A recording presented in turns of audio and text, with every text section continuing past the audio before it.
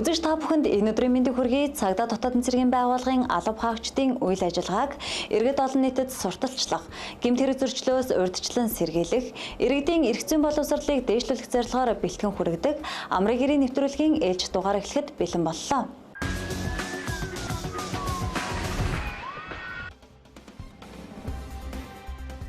Гэмт хэрэг зөрчлөөс урьдчилан сэргийлэх, иргэдийн эрх зүйн боловсролыг дээшлүүлэх зорилгоор бэлтгэн хүргэдэг нэвтрүүлгийнхээ энэ удаагийн дугаараар хүүхдийн эсрэг гэмт хэрэг, хүүхдээс үлдэгдэж буй гэмт хэрэг, цахим орчны эрсдэл, ахуйн болон гол ус зам тээврийн ослоос урьдчилан сэргийлэх талаар мэргэжлийн байгууллагуудын зөвлөгөө мэдээллийг хүргэх болно. Хүүхэд бүр аюулгүй орчинд өсөж, сурч, хөгжих хэрэгтэй. Гэвч ахуйн болон гадаад орчны осол гэмтэл, цахим орчны эрсдэл зэрэг нь хүүхдийн эрүүл мэнд, амь нас ирээдүйд ноцтой аюул учруулсаар байна. Эдгээр эрсдлийн ихэнх нь эцэг эх асран хамгаалагч, багш сурган хүмүүжүүлэгч, эргэн бүрийн хамтын оролцоо хариуцлагаар урьдчилан сэргийлэх боломжтой байдаг. Тиймээс зөв мэдлэг, зөв дадал хэвшил, хараа хяналт нь хүүхдийн амь нас эрүүл мэндийг хамгаалах хамгийн чухал хүчин зүйл юм а. Хүүхдийг асран хамгаалах үүргээ биелүүлээгүйгээс хүүхдийн эрүүл мэнд амь насанд хохирол учруулсан бол эрүүгийн хариуцлага хүлээлгэхээр хуульчилсан байдаг. Энэ нь хүүхдээ өсөж хүмүүжүүлэх, хамгаалах нь зөвхөн ёс суртахууны бус хууль заасан үүрэг болохыг тодорхой илэрхийлдэг. Сүүлийн жилүүдэд хүүхдийн эсрэг үйлдэгдэж буй гэмт хэргийн нөхцөл байдал ямар байгаа талаар холбогдох албаны алба хаагч дараах мэдээллийг хүргэж байна. Улсын хэмжээнд 2026 оны эхний хагасчлалын байдлаар хүүхд тохирсон гэмтрийг 16 орчим хувиар буурсан эрг үзүүлэлттэй байгаа хэдий ч ахуйн ослын хүрээнд гол усан живэхтэй энтэй холбоотой осол гэмтлийн дуудлага мэдээлэл нэмэгдсээр байна. Тухайлбал орон дулааны цаг улирал явж байгаатай холбоотойгоор гол усан живэх, өндрөөс унах, гэр хороололд ахуйн осол гэмтэл өртөх гэмт хэрэг зөрчлийн дуудлага мэдээлэл цагдаагийн байгуул ирсээр байна. Иймд эцэгчүүд та бүхэн ахуйн осол гэмтлээс хүүхдээ хамгаалах чиглэлээр дараах үйл ажиллагаанд анхаарах шаардлагатай байна. Тухайлбал орон сууцнд амьдардаг иргэд маань өндрөөс унахаас өрсөн зэрэг чиглэлээр цонхны хаалтыг хийх, гол усны ойр орчим аялал зугаалж байгаа бол архитан цогтуухгүй байх, бансны хүүхдийг гол уснаас хол байлгах, эрсдэлгүй байлгах энэ тал дээр анхаарах шаардлагатай байна. Мөн орон нутаг хөдөө орон нутгад эрсдэлтэй цэг, тог, цахилгаан, жорлон, муусны нөх гэдэг хүүхд эрсдэлтэй цэгийг арилгах, сонор сэрэмжээ дээшлүүлэх юм шаардлагатай байна. 2026 оны 6 дугаар сард яг энэ ахуйн осол гэмтэлтэй холбоотой цагдаагийн байгууллага 200 орчим дуудлага мэдээлэл ирсэн. Үүний 10% нь гэмт хэргийн шинжтэй дуудлага мэдээлэл байсан цагдаагийн байгууллагаас холбогдох шалгалтын үйл ажиллагаа явуулж байна. Тэгэхээр бага насны хүүхэд маань аюул ослыг мэдэхгүй байгаа. Энэ ослоос урьдчилан сэргийлэхэд эцэг их нас бий төрсөн хүмүүс та бүхэн хүүхдийн өмнө хүлээсэн үүргийн хүрээнд болцсогүй эрслээс хамгаалах юм шаардлагатай байна.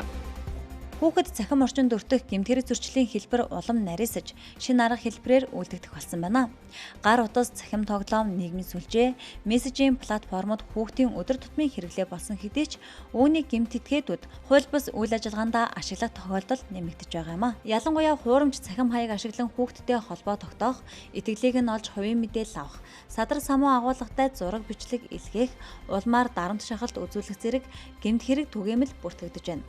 Мөн хиймэл оюун ухааны технологиг ашиглан хүүхдийн дүр төрхийг хууль бусаар өөрчлөх, хуурамч зураг бичлэг бүтээж, цахим орчин түгээх зэрэг шин төрлийн эрсдлүүд нэмэгдэж байгааг хууль хяналтын байгууллага анхааруулж байна. 2026 оны эхний хагас жилийн байдлаар хүүхэд өртсөн цахим гэмт хэрэг зөрчил 88 тохиолдол бүртгэгдсэн байна. Мөн өнгөрөх оноос өнөөдрийг хүртэл хиймэл оюун ухааны тусламжтайгаар насанд хүрээгүй хүүхдэд садар самуун сурталчилсан, насанд хүрээгүй хүүхэд оролцуулсан садар самуун агуулгатай зураг бичлэг контентийг түгээсэн, хадгалсан нийт 4160 хуурамч цахим хаягийг илрүүлж устгаад байна. Сүүлийн үед цахим орчинд бага насны хүүхд бол өсвөр насны охид залуучууд өртөж цахим гэмт хэргийн хохирч болох хандлагатай байна. Энэ юутай холбоотой вэ гэхээр цахим орчинд явагдаж байгаа бага насны хүүхдүүд болон өсвөр насны хүүхдүүдийг уруу татах зорилгоор садар самуунтай холбоотой бичлэг зориудаар тараах, түгээх, түүнийг бусдад дамжуулах зэрэг энэхүү гэмт хэрэг бол үйлдэгдэж байгаа гэсэн. Энэхүү гэмт хэргийг яг гол онцлог нь юу гэдэг вэ гэхээр хэн хаанаас яаж үйлдэгдэж байгаа гэмт хэргийг илрүүлэх мөрдөн шалгах ажиллагаа явуулах нь нэлээд цаг үе шаарддаг, мөн дээрсэн цаг хугацаа шаарддаг. За энэ хүүгийн гэмтрийг хохирч нар маань өөрсдөө тухайн бусдад дэлгээс зураг бичлэг түүгээрээ дамжуулж дарамтлуусныхаа үүднээс хууль зохиолох байгууллага болон эцэг их асар хамгаалагчтай мэдээллийг дамжуулах, за түүгээрээ дамжуулаад цагдаагийн байгууллага шалгуулах зэрэгээс эмээдэг. За үүн дээр юу анхаарах ёстой вэ гэхээр за цагдаагийн байгууллагад энэ хүү төрлийн дуудлага мэдээлэл ирснээр цагдаагийн байгууллага тухайн хохирчийн эмзэг мэдээлэл болон бусад зураг бичлэгийг хамгаалах, хадгалах үүрэг нь за мөрдөн шалгах ажиллагааны явцад хуулиар зохицуулсан байдаг. За тэгэхээр эцэгчүүд маань хүүхдүүдийн гаар утасны хэрэглээг хянах, мөн дээрээс нь хэрэглээг хянаж байгаагийн зэрэгцээ тухайн хүүхдүүд маань ямар аппликейшн ашиглаж байна, тэр аппликейшн маань яг юугаараа онцлог, тэр аппликейшнийг юунд хэрэглэх зорилттой гэдгийг өөрсдөө таньж мэдснийхаа дараа хүүхдүүдийн гаар утсан дээр сардаачд юм удирдлагаа хяналт шалгалтыг хийж явах ёстой. За мөн дээрээс нь за цахим орчинд байгаа бага насны хүүхдтэй холбоотой ч юм уу өөр бусад энэ садар самын агуулгатай зүйлсийг бусдад түгээхгүй байх, тухайн пэйж, тухайн аккаунтыг репорт хийж ажиллах нь за хууль зохиолох байгууллагуудаас дэмжлэг үзүүлдэг. Мөн дээрээс нь энэ хүү төрлийн гэмтрийн талаарх мэдээллийг нэн дээр цагаалтлаг өгснөөрөө таны хүүхд болон таны гэр бүлийн гишүүд энэ хүү цахим орчинд явагдаж байгаа гэмтрээс бүрэн өрсөн сэргийлэх боломжтой байдаг. Хүүхэд гэмт хэрэг үйлдэх болсон шалтгаан нөхцөл ганцхан хүчин зүйлээс бус гэр бүлийн орчин, хүмүүжил, үе тэнгийн нөлөөлөл, цахим орчны сөрөг контент, чөлөө цаг завын зохистой зохион байгуулалтгүй зэрэг олон хүчин зүйлтэй шууд холбоотой байдаг. Ялангуяа эцэг эхийн хараа хяналт сулрах, хүүхдтэйгээ харилцах, сэтгэл зүйн дэмжлэг үзүүлэх цаг багасах, цахим орчинд хяналтгүй удаан хугацаагаар байх нь буруу зан үйлд автах, улмаар хууль зөрчил хэрэгслийг нэмэгдүүлдэг. Хүүхдэд үйлчлэг үзүүлдэг хүүхдийн эрхийн хууль зүйн хороогоор гэдэг чинь л одоо нодингийн мөн үед 919 хүүхдэд үйлчлэг үзүүлж исэн бол 2026 оны хагас жилийн байдлаар 1414 хүүхэд болж за 63 хувиар өссөн ийм мэдээ байж байна. За хамтарсан багаар эрсдэл нөхцөлд байгаа хүүхдийг илрүүлээд за тэгээд хүүхдэд шуурхаа тусламжийн үйлчилгээ, хамгаалах нөхөн сэргээх үйлчилгээ үзүүлдэг. За энэ бол бас л мөн одоо 14.5 хувиар өссөн ийм тоо мэдээлэл байж байна. За энэ тоо мэдээллийг би бас яг яагаад хэлээд байгаа вэ гэвэл ерөөсөө яг энэ тоо мэдээллийн цаана хүүхд эрсдэлтэй байна шүү. Хүүхдийн өсөж байгаа орчин нөхцөл, хүүхдийн амьдрах одоо хөгжих боломжийг бол бас хязгаарлаад байна. Энэ дээр эцэг эхийн үүрэг хариуцлага. За дээр нь үе тэнгийн хүүхдүүдийн хоорондын харилцаа, хүүхдийн хүмүүжил, төлөвшлийн асуудал дээр анхаарахгүй бол хүүхэд хамгааллын зөрчлийн тоо нэмэгдэж байна, хүүхэд эрсдэлд өртөж байна, хүүхэд гэмт хэргийн хохирогч болоод байгаа дээр томчууд бид нар санаа зовох ёстой шүү гэдгийг л хэлээд байгаамаа. Энэ оны эхний 6 сарын байдлаар одоо насан туршийн үнээс үлдэгдсэн гэмт хэргийг авч үзвэл одоо Монгол Улсын эрүүгийн хуулийн тусгай ангийн хүний эрүүл мэндийн халдшгүй байдлын эсрэг гэмт хэрэг, заллах төрлийн гэмт хэрэг, мөн хулгайлах төрлийн гэмт хэрэг одоо дийлэнх олон үлдэгдсэн. Одоо хүүхдээс үлдсэн гэмт хэргийн шалтгаан нөхцөлийг одоо судлан үзвэл одоо эцэг их асран хамгаалагчийн хараа хяналт дутмаг, чөлөө цагаа зөв боловсон өнгөрүүлэх орчин нөхцөл багтай. Дээрээс нь одоо хүүхэд багчуудын маань эрх зүйн мэдлэг дутмаг ажиглагдаж байна. Тиймээс эцэг их асран хамгаалагч та бүхэн хүүхдэд тав харааналтаа сайжруулах, хүүхдийнхаа чөлөө цагийг зөв боловсон өнгөрүүлэхэд нь анхаарах, эрх зүйн мэдлэгийг нь дээшлүүлэх, түүнчлэн одоо хүүхдэд нээлттэй ярилцдаг байхыг та бүхэндээ зөвлөж байна. Бага насны хүүхэд аюулыг бүрэн таньж өөрийгөө хамгаалах чадвар хараахан төлөвшөөгүй байдаг тул хэдхэн хормын хараа хяналт сулрахад ноцтой бэртэл гэмтэл авах эрсдэлтэй. Хүүхдийн ахуйн осол гэмтэл нь гэр сургууль, тоглоомын талбай зэрэг өдөр тутмын орчинд хамгийн түгээмэл тохиолддог эрсдлийн нэг юм. Цонх тагтнаас унах, халуус хоолнд түлэгдэх, хурц эртээ болон цахилгаан хэрэгсэлд гэмтэх, ийм ахуйн химийн бодист хордох зэрэг осол нь ихэвчлэн насанд хүрэгчдийн анхаарал сулрах, орчны аюулгүй байдлыг хангаагүйгээс шалтгаалдаг. Хүүхдийн ахуйн ослын үед ямар төрлийн гэмтэл хамгийн түгээмэл тохиолддог, ямар арга хэмжээ авах ёстой талаар гэмтэл согц судлалын үндэсний төвийн эмчийн зөвлөгөөг хүргэж байна. Гэмтэл согц судлалын үндэсний төвд хоногт бол 200-аад хүүхэд бол яалтаа тусламжийн тасгаар ирж үйлчлүүлдэг. За үүний талаас илүү бол ерөнхийдөө ахуй ослоо. Ахуй осл гэдэг маань юу вэ гэхээр одоо орон гэрээ гэрт болж байгаа гэмтэл гэсэн үг. Энэ маань за гүйж явж байгаа явгнаас унах, за хоёр өөр төвшин буюу орноос унах, тийм сандалнаас унах, за гэрт явганы хурц эрттэй зүйлд зүсэгдэх тиймэрхүү гэрийн нөхцөлд ажил хийж байгаад бас зүсэгдэх тийм ээ хоол хийж байгаад ч юм уу тиймэрхүү байдлуудаас болж ах усл үүсээд гэмс асуудлын төвд ирж үйлчлүүлдэг хүүхдүүд маань. За зууны улиралд бол бага насны хүүхдүүд гэртээ бас амралт зурагчтай амралттай холбоотой байснаас өөрсдөө тоглож явж байгаад гэмтэх тохиолдол ихсдэг. Өглөө бусад үед бол нэг хичээл номонд явдаг, хичээл даалгавраа хийдэг учраас сашцсангоо бас бусад үйлрэлд бол хүүхдийн ахуй ослол гайгүй байдаг. Хүнд гэмтэлгүй мэдээж тарих толгоо за олон хүчтэй хавчсан гэмтлүүд бусад гэмтэлцэнгөө түгээмэл нь бол зөөл эдийн гэмтлүүд байгаа гэсэн үг. Ерөнхийдөө гар тохоо тийм ээ мөр шагаан өвдөгний зөөл эдийн гэмтлүүд эртэл авдаг гэсэн ахуй нөхцөлд бол. Түүнчлэн зам тээврийн осол нь хүүхдийн амнаас эрүүл мэндэд учирч буй томоохон эрсдлийн нэг хэвээр байна. Ялангуяа зуны амралтын үеэр хүүхдүүд гэрийнхээ ойролцоо тоглох, дугуй, скутер, ролик зэрэг хэрэгслээр зорчих нь нэмэгдэлтэй холбоотойгоор осол төртөх эрсдэл өсдөг байна. Зам тээврийн ослыг бууруулахын тулд хүүхдэд бага наснаас нь замын хөдөлгөөний дүрм, аюулгүй зорчих дадлыг төлөвшүүлэх нь зэрэгцээ. Жолооч бүр сургууль цэцэрлэгийн орчим, орон сууцны хороолол, явган хүний гарцтай хэсгээр хөдөлгөөнд оролцохдоо хурдаа тохируулж онцгой анхааралтай зорчих шаардлагатай талаар тээврийн цагдаагийн албанаас сэрэмжлүүллээ. За зуны дэлгэр цаг болсон иргэд маань гэр бүлэрээ найз нөхдөөрөө хамт олонтойгоо амралт зугаалгаар явж байгаа энэ цаг үед одоо та бүхэнд цагдаагийн байгууллагаас зөвлөмжтэй байна. За хүүхдээ аюулгүй тээвэрлэлийг хангахгүй, хүүхдийг буруу тээвэрлж байгаа. За зам дээр бас бие усан нөхцөл дээр очиод хэргийн газрын үзлэгийг хийж хагаад хамгийн түрүүнд хүүхэд гэмтэж ирсэн байгаа зүйл тохиолдсон байдаг. Энэ зүйл дээр манай эцэгчүүд амралт зугаалгаар явж байгаа иргэд та бүхэн хамгийн гол анхаарах ёстой зүйл бол хүүхдээ аюулгүй тээвэрлэлт буюу хүүхдэд тавих хараан хялтаа сайжруулах шаардлагатай байна. Энэ оны эхний 6 сарын байдлаар хүүхэд өртсөн 451 осол улсын хэмжээнд бүртгэгдсэн. За 451 ослын улмаас 489 хүүхэд гэмтэж 26 хүүхдээ амьс хорсон харамсалтай тохиолдол цагдаа болон эрүүл мэндийн байгууллагад бүртгэгдсэн. За эдгээр 26 хүүхдээ амьд хорсны 23 тохиолдол нь за орон нутгийн замд зорчиж яваад зам дээр осолд өртөж амьс хорсон байна. Тэгэхээр эдгээр одоо хүүхдүүдийн дийлэнх нь зорчигчтой хамаарч байгаа. Тэгэхээр таны инхний бяцхан үүрс танд амь амьдралаа даатгаад орон нутгийн замд таны одоо тээврийн эслийн кабин дотор суугаа явж байгаа шүү гэдгийг жолооч эцэгчүүдтэй бас цагдаагийн байгууллагаас та бүхэндээ анхааруулж хэлмээр байна.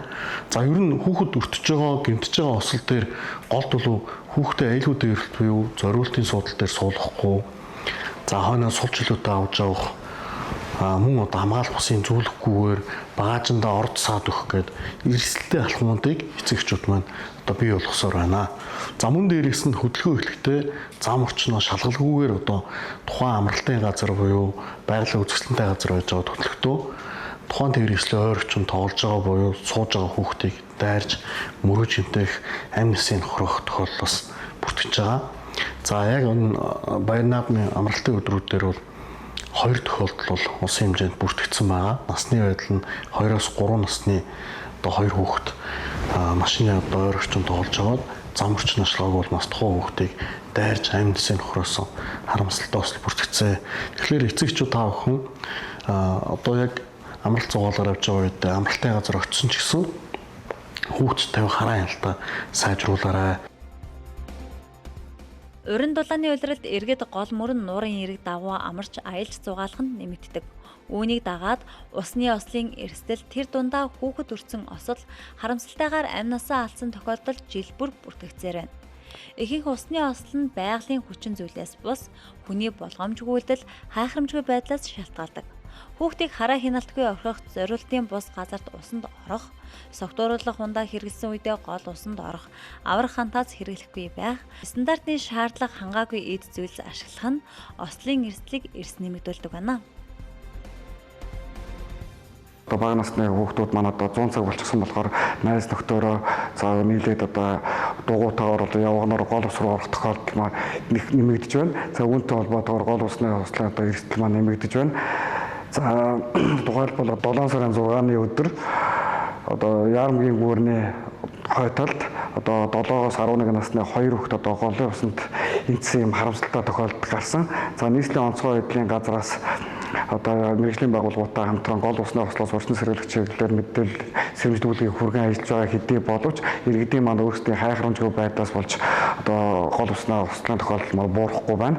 За энэ дээр ядамгай иргэдийн маань стандартын бус одоо зайг гудас одоо хөвгч хэрэгслүүд мөн одоо амаараа хийлдэг юм хөвгч тоглоомуудад одоо хүүхдүүдэд гоё байна одоо гоё харагдаж байна гэх мэтчлэнгээр одоо хүүхдэд үзүүндэн зүйлгээд гол усанд оруулдаг. Энээсээ болж одоо эрсдэл үсээд байна. Энд иргэд та бүхэн одоо бага насны хүүхдэд хараа хяналтыг сайжруулж одоо гол усны иргэд одоо явуулж тоглоулахгүй байх, байнгын хараа хяналтыг сайжруулж ажиллахыг анхааруулж байна. Хүүхэд багчуудын хичээл сургууль амарсантай холбогдуулан эцэг их асран хамгаалагчид хүүхдээ гэрт нь харгалзах хөнгөгээр удаан хугацаагаар үлдээх эсвэл хараа хяналтаа сулруулах тохиолдол цөөнгүй байна. Үүнээс үүдэн хүүхэд ахын осол, гэмт хэрэг зөрчил, болзошгүй эрсдэлд өртөж байна. Тухайлбал энэ оны 7 дугаар сарын 12-ны өдөр эрэгтэй хүүхэд нас орсон байна гэх мэдээлэл цагдаагийн байгууллагад бүртгэгдэж шалгалтын ажиллагаа явуулахад 7 сартай Нера хүүхэд Пүрэс 30 маркийн тээврийн хэрэгсэлд гэмтэл шарахгүй нас барсан байжээ. Задлан шинжилгээний урьдчилсан дүгнэлтээр Нера амьсгалын дутагдалд орсон байж болзошгүй бөгөөд хэргийг Хөвсгөл аймгийн цагдаагийн газар шалгаж байна. Мөн 7 дугаар сарын 27-ны өдөр бүсийн оншилгоо эмчилгээний төвийн яаралтай тусламжийн тасагт хүн нас орсон байна гэх дуудлага мэдээлэл бүртгэгдэж шалгалтын ажиллагаа явуулахад 2 настай эрэгтэй хүүхэд хашааны төмөр хаалганд дарагдаж нас орсон байна. Уг хэргийг Дорнод аймгийн цагдаагийн газар үргэлжлүүлэн шалгаж байна. Эцэг их асран хамгаалагч та бүхний хэдхэн минутын хайхрамжгүй байдал, хүүхдийг гал төмөр, ахын осол өндрөөс унах, цахилгаанд цохиулах, хорд бодист хордох, танихгүй хүнд хуурдах, гэмт хэрэг зөрчлийн хохирож болох зэрэг эрсдэлтэй учруулж болзошгүй. Та хүүхдээ гэрт нь ганцаараа үлдээхээс татгалзаж, зайлшгүй шаардлагатай тохиолдолд найдвартай насанд хүрсэн хүний хараа хяналтад байлгаж, хайртай үсгийн аюулгүй байдлыг хангана уу? Монгол Улсын засгийн газрын гишүүн хууль зүйн дотоод хэргийн сайдын удирдамжийн хүрээнд хууль зүйн дотоод хэргийн яам, харийн агентлагууд хамтран энэ оны 7 дугаар сарын 24-ний өдрөөс 8 дугаар сарын 24-ний өдрийг хүртэл нийслэлийн 9 дүүрэгт хуулиа дээдэж хариуцлага ухамсарлын сэдэвт бүх нийтийн эрх зүйн боловсрол, өргөдөл гомдол шийдвэрлэлийн нэгдсэн аяныг зохион байгуулж байна. Хууль зүйн дотоод хэргийн сайд эрх зүйд төр иргэний итгэлцлийн реформыг хэрэгжүүлэхээр ажиллаж байна. Ийхүү Чингэлтэй, Сүхбаатар, Сонгой архан, Баянгол дүүргийн нутаг дэвсгэрт явуулын офис ажиллаж, хууль зүйн дотоод хэргийн яамны харьяа 11 байгууллага иргэдэд төрийн үйлчилгээ хууль эрх зүйн зөвлөгөө мэдээллийг нэг дороос хүргэн ажиллаж байна. Цагдаагийн байгууллагаас иргэдийн жолооны эрхийн үнэмлэхийг хэвлэх автомат киоск машин ажиллуулж, жолоочийн үнэмлэхийг газар дээр нь хэвлэн олохын зэрэгцээ. Гэмт хэрэг зөрчлийн талаарх өргөдөл гомдол мэдээллийг хүлээн авч, хууль эрх зүйн зөвлөгөө мэдээллээр үйлчилж байна. За амралтын өдөр нөгөө наадмын амралтаар торгуулсан байсан чи харин тэр асуудлаа сая шийдээ. Тэгээд шууд үнэлгээ жолооныхоо үнэлгээг сая ерөөсөө газар дээр нь авлаа шүү дээ. Маш амархан хурдан гардаг юм байна. Явуулын офисын үйлчилгээ нь иргэн бүрт нээлттэй төдийгүй төрийн үйлчилгээг нэг дороос түргэн шуурхай авах боломжтой юм а.